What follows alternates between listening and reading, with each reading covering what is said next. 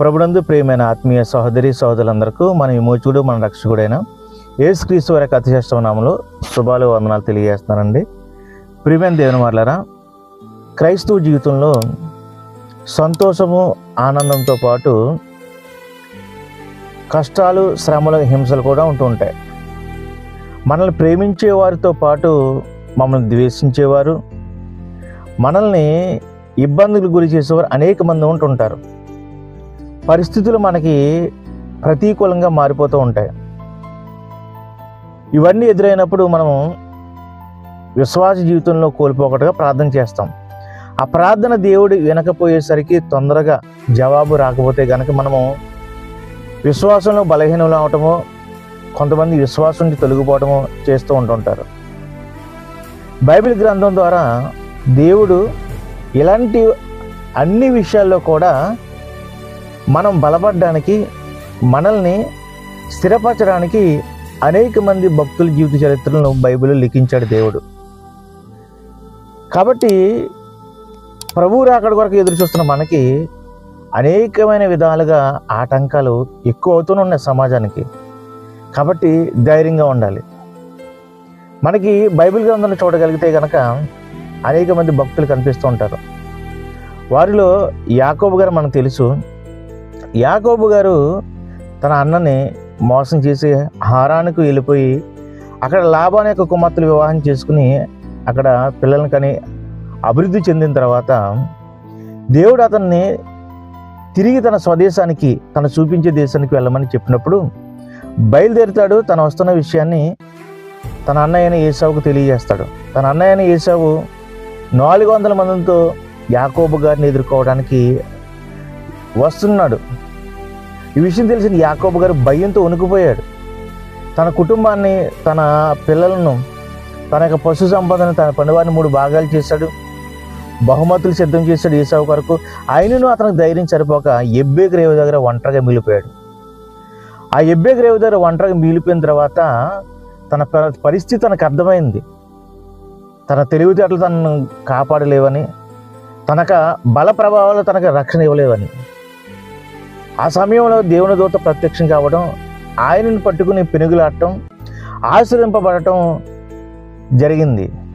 అన్న యొక్క భయము యాకోబు ఆశ్రయించబడ్డానికి, తన పశ్చాత్తాపడి తన పాపాలు ఒప్పుకుని దేవుని శక్తిని అనుభవించడానికి కారణమైంది. యాకోబుగా ఉన్న ఆ వ్యక్తి ఇశ్రాయేలుగా మారిపోయాడు. ఏసావు గురించి భయం, అతను ఒంటరితనం దేవుని దగ్గర చేసింది. అదే పరిస్థితి మనకు ఎదురైనప్పుడు మనం కూడా మన ఒంటరితనంలో దేవుణ్ణి ఆశ్రయించాలి. మనం సరి చేసుకోవాలి. పిల్లగా దేవుడు తన కృప చూపించడానికి ఎల్లప్పుడూ సిద్ధంగా ఉన్నాడు మన వంటి వారి ఎడల. అలాగే యోసేపు గారు తెలుసు. యోసేపు గారు అంటే తన అన్నలకి అసూయ ద్వారా అమ్మబడ్డాడు. ఐగుప్తులో పోతిఫర్ ఇంట్లో పనికి కుదిరాడు. పోతిఫర్ భార్య ఇతన్ని ఆశించి ఇతనిపై నిందేసింది. అయినా భయపడలేదు. సంతోషంగా ధైర్యంగా జైలుకి వెళ్ళాడు. జైలులో కూడా నమ్మకంగా ఉన్నాడు. జైల్లో నుండి సరాసరి ప్రధానమంత్రి అయ్యాడు. పరో తర్వాత గొప్ప వ్యక్తి అయ్యాడు ఆ రాజ్యంలో. ఆయనకి అన్నలకు అసూయ, పోతిఫర్ భార్య యొక్క నింద అతడు తట్టుకున్నాడు. దేవుని మీద ఆధారపడ్డాడు.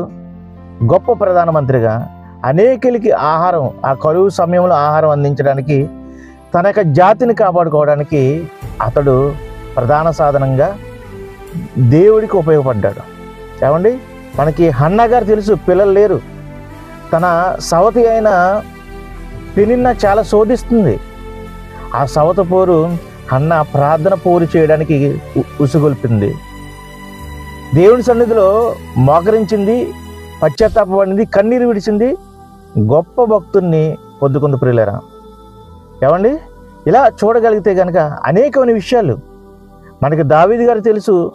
సౌలు యొక్క అసూయ దావీదు గారి యొక్క ఆత్మీయ జీవితానికి గొప్ప పరీక్ష అయింది. ప్రతి పరిస్థితిలో దేవుని మీద ఆధారపడ్డాడు. ప్రతి సమయంలోనూ నీవే నాకు ఆధారం, నీవే నా ఆశ్రయదుర్గమని దేవుణ్ణి ఆరాధించాడు కనుక అతడు ఆత్మానుసారుడు అయ్యాడు. దేవుని ఇష్టానుసారుడైన మనుషుడు దావీదు అయ్యాడు.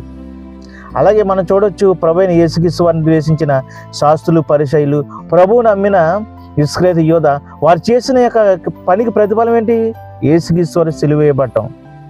సిలువ వేయబడిన తర్వాత, ఆయన మరణించి తిరిగి లేచిన తర్వాత ప్రతిఫలం ఏంటి? సర్వమానవాళికి రక్షణ. కాబట్టి శాస్త్రులు, పరిసయ్యుల యొక్క కుట్రలను, కుతంత్రాలను ప్రభువు అడ్డుకోలేదు.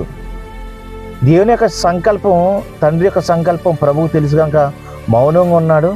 మహారాజై ఈరోజు ఈ సర్వలోకాన్ని పరిపాలన చేస్తున్నాడు ప్రభువు. అలాగే మనం చూడగలిగితే సంఘానికి హింస కలిగింది. క్రైస్తవులు వివిధ దేశాలకు చెదిరిపోయి అనేక ఆత్మలను రక్షించారు. ఆ హింస అనేక ఆత్మలకు రక్షణకు కారణమైంది. అలాగే పౌలు శీలలు చెరసాల్లో వేయబడ్డారు. ఎఫెసు పట్టణంలో కీర్తనలు పాడారు, దేవుని స్తుతించగలిగారు. దేవుడు తన జవాబును అనుగ్రహించాడు భూకంపం ద్వారా. ఆ చెరసాల అధిపతి కుటుంబం రక్షించబడింది. ఎఫెసులో గొప్ప సంఘం అక్కడ నెలకొల్పబడింది. ఇలా చెప్పుకుంటూ పోతే అనేకమైన విషయాలు, షడ్రక, మేషక, అబేద్నెగోలు అవ్వచ్చు, దానియేలు గారి యొక్క సింహం బోనవచ్చు, ప్రతి పరిస్థితిని కూడా దేవుడు తన సంకల్పానుసారంగానే జరిగిస్తున్నాడు. సమస్తం మేలు కలుగుట కొరకే. కాబట్టి శ్రమలు కలిగిన, ఇబ్బందులు కలిగిన, శోధన కలిగిన, హింస కలిగిన దేవుడు అనుమతిస్తున్నాడంటే అది మన మేలు కొరకే. కాబట్టి చాలా జాగ్రత్తగా ఉండాలి. ప్రతిదీ పాజిటివ్గా దేవుని వైపు నుంచి మనం ఆలోచన చేయగలిగితే కనుక ప్రతి సమస్య నుంచి మనం అధిగమిస్తాం. ఇటు ధన్యత దేవుడు మనందరికీ అనుగ్రహించిన గాక. అందరికీ వందనాలు.